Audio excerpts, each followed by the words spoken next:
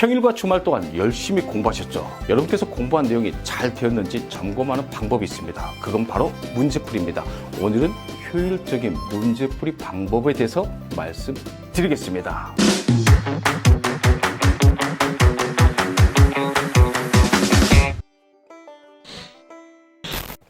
안녕하세요, 법쌤입니다. 한 주간 잘 보내셨어요?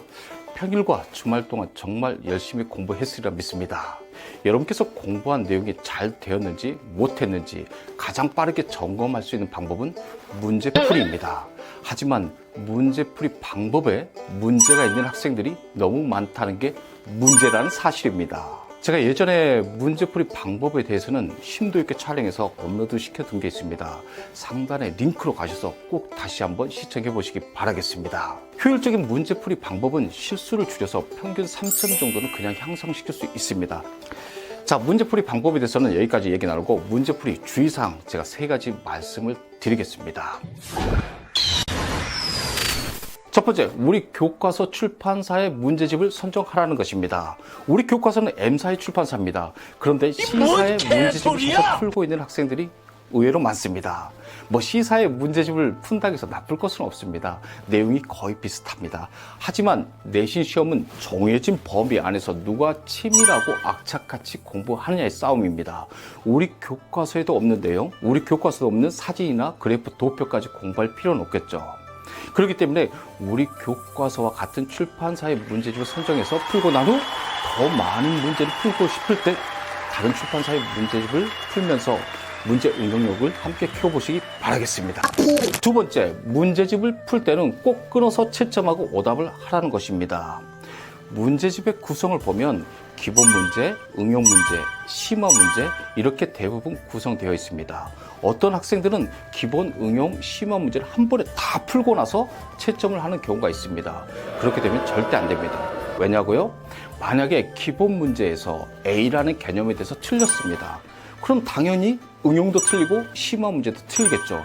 그렇기 때문에 끊어서 채점을 하라는 것입니다. 자, 기본 문제를 풀고 채점을 하는 것입니다. 그리고 틀린 내용이 있으면 정확히 오답을 하면서 나의 지식으로 쌓고 나서 응용 문제 들어가고, 응용 문제 풀고 나서 틀린 문제 있으면 또 오답을 하면서 나의 개념을 완전히 만들고 나서 심화 문제로 들어간다면 심화 문제에서 틀린 문항도 적을 거고, 심화 문제 풀 때 나의 기억도 더욱 단단해져 있지 않을까, 그렇게 생각해 봅니다. 세 번째, 시험에 출제될 가능성이 높은 문제부터 풀라는 것입니다. 제가 여러분께 문제 하나 출제하겠습니다. 다음 중 시험에 출제될 가능성이 가장 높은 문제는 무엇일까요? 1번 교과서의 문제, 학습지의 문제. 2번 시중 출판사의 문제집. 어떤 것일까요? 맞습니다. 교과서에 있는 문제와 학습지의 문제입니다. 하지만 많은 학생들이 시중에 있는 문제집만 사서 열심히 풀고 있는 모습을 볼 수 있습니다. 교과서에 있는 문제와 학습지의 문제는 거의 거리감을 두면서요. 그렇게 하시면 절대 안 됩니다. 여러분들은 참고서의 문제, 평가 문제집의 문제, 기출 문제집의 문제를 풀고 있지만 그것은 교과서에 있는 문제, 선생님께서 주는 학습지의 문제보다는 시험지와 거리감이 있다는 사실입니다. 시험지와 가장 가까운 문제는 교과서에 있는 문제, 학습지의 문제라는 사실입니다.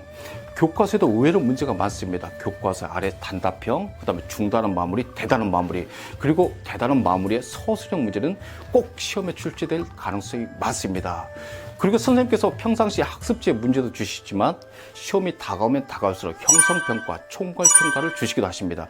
그 문제집이 시험에 출제될 가능성이 많다는 사실입니다. 교과서에 있는 문제와 학습지의 문제를 완벽하게 소화한 후 더 문제를 풀고 싶을 때 시중 출판사의 문제집을 풀라는 것입니다. 아셨죠?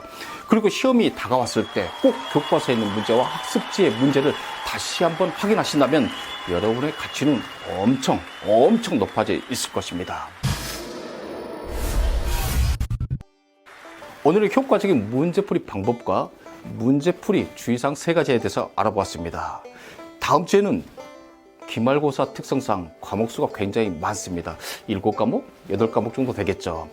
그 과목을 어떻게 배분해서 가장 효율적이고 전략적으로 공부할 수 있는지 그 내용에 대해서 알아보겠습니다. 끝까지 최선을 다하셔서 여러분의 가치를 높이시기 바라겠습니다. 여러분의 가치를 높이세요.